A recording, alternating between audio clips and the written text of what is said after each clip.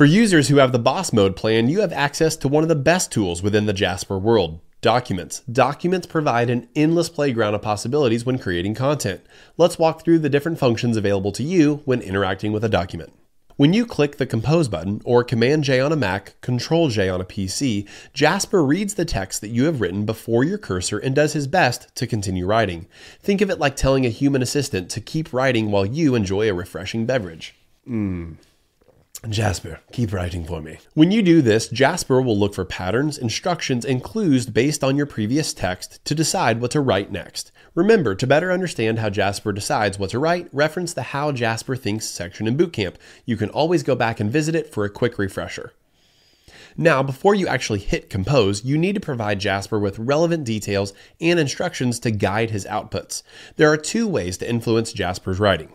The first is adding information in the input fields on the left-hand side of a document. First is the title section. Jasper will look at this title for context when writing, so name it appropriately. If you don't want Jasper to reference this title when writing, simply click the toggle to hide it from Jasper's view. You can toggle it on and off as you write to add or remove extra context for Jasper. Let's say we're writing a blog post about how to care for your lawn.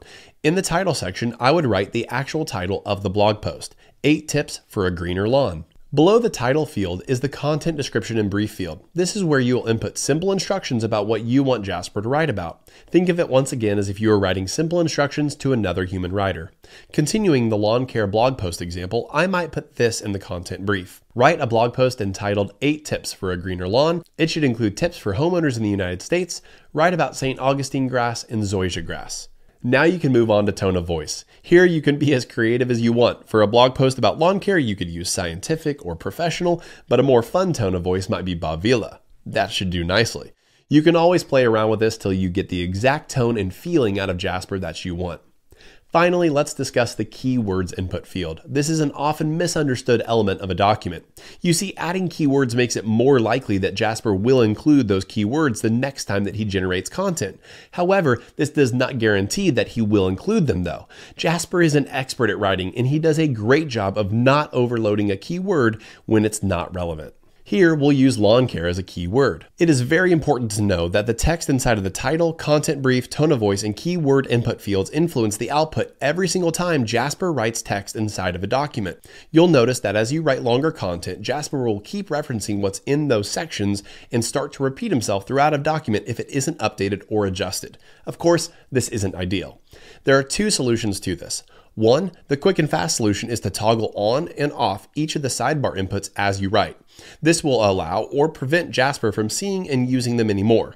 Click the toggle button off next to the field that you want Jasper to no longer see and consider in his output.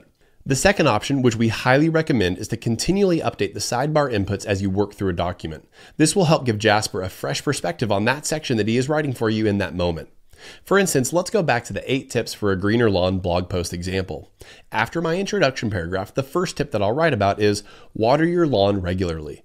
I'll make this a heading, and I want Jasper to write a paragraph underneath it. Once again, you can update the inputs in a variety of ways, but to get Jasper to focus exclusively on this tip when he writes, I would do this.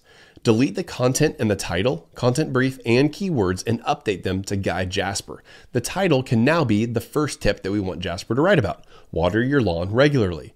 And the content description and brief will update it to say, write a paragraph about the importance of watering St. Augustine and zoysia grass.